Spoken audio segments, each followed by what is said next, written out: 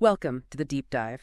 Today, we're plunging into probably one of the most twisted corners of the Warhammer 40,000 universe. Get ready, because this is going to make you rethink technology, faith, and maybe even what human means in that galaxy at war. Like, what if the very machines meant to protect humanity were twisted into instruments of pure chaos? Could the so-called logic of the Imperium's tech priests actually be, well, more like superstition than science?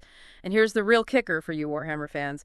Why are these shadowy, incredibly powerful engineers of destruction still not an official faction in the main 40K game? Those are some great questions to kick us off. Our mission today is really to unpack the Dark Mechanicum. They're the chaos-aligned counterparts to the Loyalist Adeptus Mechanicus. We're going to explore their origins, which are pretty disturbing. They're frankly terrifying creations, and their surprising role within the broader forces of chaos.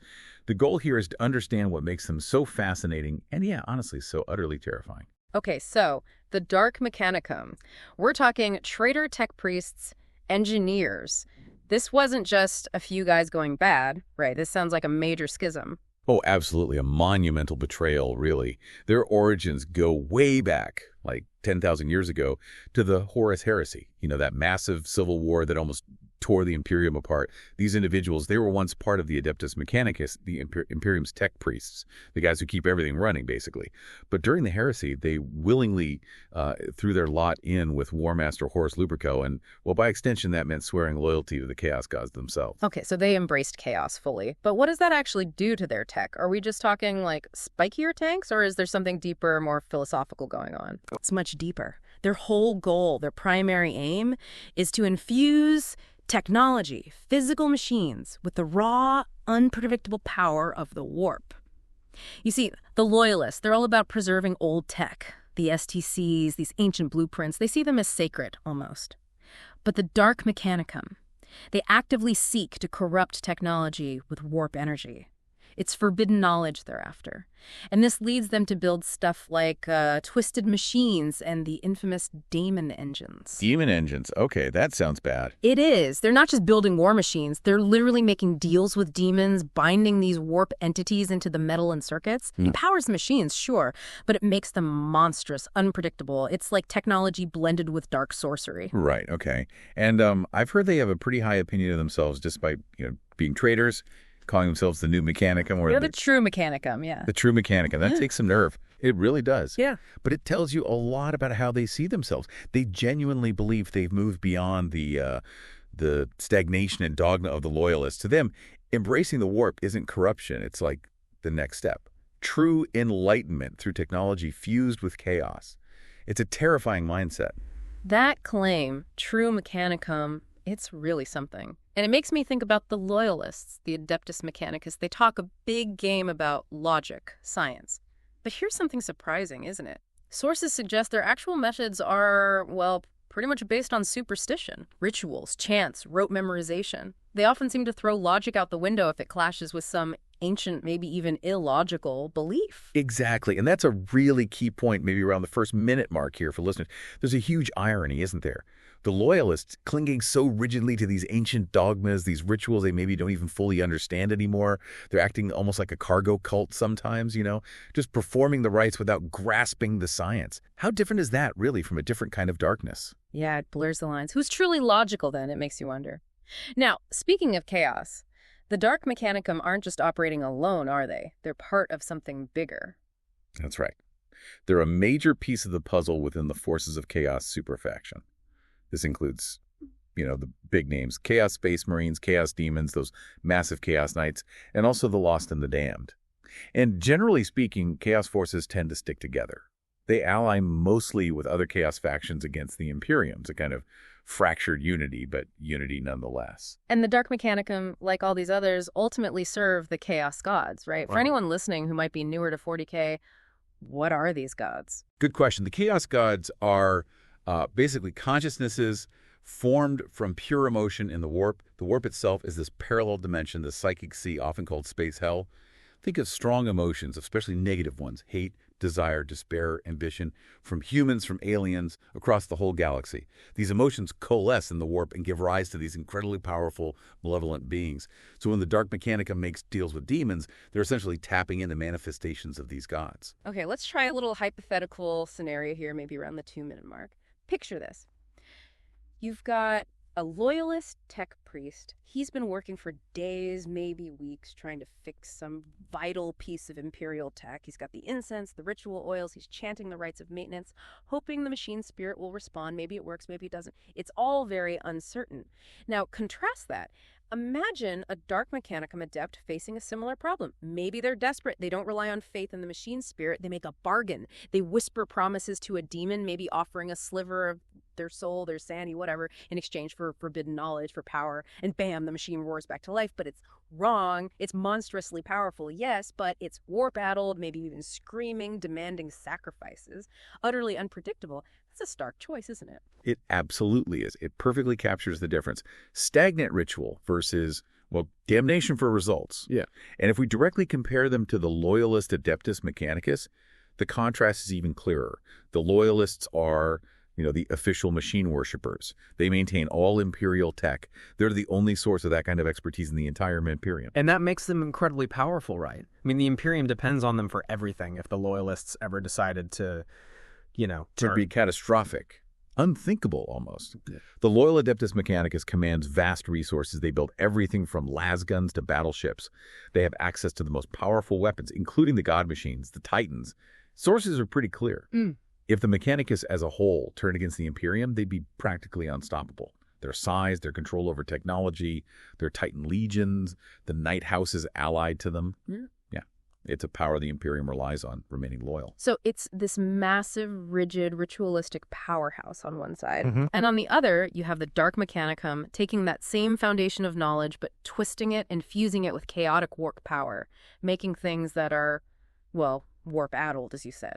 Not just advanced, but corrupted. Exactly. They're two sides of the same tech coin, but one side has been deliberately warped, literally, by embracing forbidden power. Now, here's something really interesting, especially for you listening if you're a longtime Warhammer player or lore fan. This might be around the 4-minute mark. Despite everything we've said, their ancient history, their vital role in chaos, their unique identity, the Dark Mechanicum is not an official, standalone, playable faction in the main 40K tabletop game. That's the surprising bit, isn't it? For years, decades even, if you wanted a Dark Mechanicum army, you had to get creative. It meant kit bashing, converting models, taking Adeptus Mechanicus kits, maybe Chaos Space Marine bits, green stuff, really putting in the hobby effort to create that twisted, heretical look. So it was largely a fan thing, fueled by the lore. Pretty much. A very popular fan concept, but still mostly unofficial in terms of actual models and rules. However, and this is the shift, that perception is starting to change a little.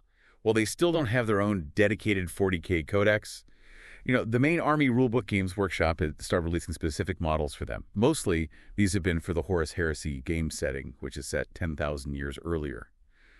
But we're seeing unique characters and these really cool, creepy, spider-like things called abominable intelligences. Abominable intelligences, so like forbidden AI. Exactly. Think sentient, malevolent, often warp-tainted AI, the kind of tech the Imperium absolutely forbids. These models really capture that specific Dark Mechanicum flavor, so it signals, more official recognition. They're moving from purely fan-made to having some official presence, even if it's mainly in the Heresy era for now. That is a big deal for fans. It shows GW acknowledges them more directly.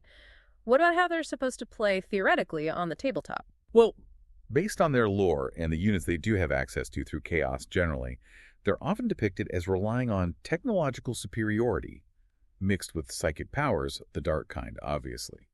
They bring tough, heavily armed war machines. Think demon engines like the Defiler, which is this kind of spider crab tank thing, or Forge Fiends spitting warp flame. Basically, fewer units perhaps than Loyalists, but the units they have are often monstrously powerful, unpredictable, and infused with that warp juice. Okay, so let's pause here for a moment, maybe around the 7-minute mark. We've talked about the Loyalist superstition and the Dark Mechanicum's demon packs. So let me ask you, the listener, what really stands out to you in this comparison? Does that rigid, almost blind faith of the Loyalists feel like its own kind of darkness when compared to the outright evil of their corrupted cousins? Which path, if either, seems more logical in the crazy, grimdark universe of 40K? Or are they both just lost in their own specific ways? It's not as simple as good versus evil tech, is it? It really isn't. And that ties into maybe a more controversial thought, perhaps around the 10-minute mark. Think about their claim. The true Mechanicum. It sounds like pure arrogance, right? But what if? What if there's a twisted kind of truth to it, in a universe literally swimming in the warp, where chaos is a fundamental reality? Maybe the Dark Mechanicum's approach directly engaging with and trying to harness that power, however dangerously is, in a perverse way, a more honest path, compared to the loyalists who try to ignore it or keep it sealed away through ritual and dogma. Wow, okay, that's definitely provocative. Suggesting the path of damnation might be more aligned with the reality of the 40T universe than the path of blind faith. It's a grim thought, but one worth considering in that specific setting. The warp is real, it's powerful. Ignoring it doesn't make it go away. Harnessing it is terrifying, but maybe direct. Oh, and for you, the listener, especially if you're a hobbyist or player, the big takeaway here is the creative freedom, isn't it? Because they aren't a fully defined faction with strict model lists in 40K, the Dark Mechanicum is like this amazing sandbox. You're actively encouraged to kitbash, to convert, to build your vision of what these techno-heretics look like. You get to tap into that forbidden lore and create something unique on the tabletop. Absolutely. It's one of those areas in 40K that really rewards imagination and a bit of modeling skill. You can really go wild creating your own mechanical horrors. A blank canvas for nightmare tech. Okay, so let's recap. We've plunged into the Dark Mechanicum today. We looked at their origins, betraying the Imperium during the Horus Heresy. We explored how they twist technology by infusing it with warp power, leading to demon engines, abominable intelligences, all that terrifying stuff. And we touched on their strange place in the Warhammer universe, vital to chaos, yet still lacking that full official faction status in 40K, though that might be slowly changing. Right. And it leaves us with a final thought, maybe. If pursuing knowledge without any moral lines leads you to building demon engines and warp-crazed machines, what does that tell us about the line between progress and damnation in Warhammer? And maybe, just maybe, how close does the Imperium itself, with its rigid dogma and blind faith, sometimes skirt that same edge? Is stagnation just another path to darkness? That is definitely something for you to chew on. We'd love to hear what you think. Find us on social media and share your thoughts. If you enjoyed this deep dive, please subscribe, leave us a review. It really helps other people discover the show. We aim to give you that unparalleled insight, that shortcut to being really clued in on these fascinating corners of the lore. Thanks for joining us on the deep dive, and we'll catch you on the next one.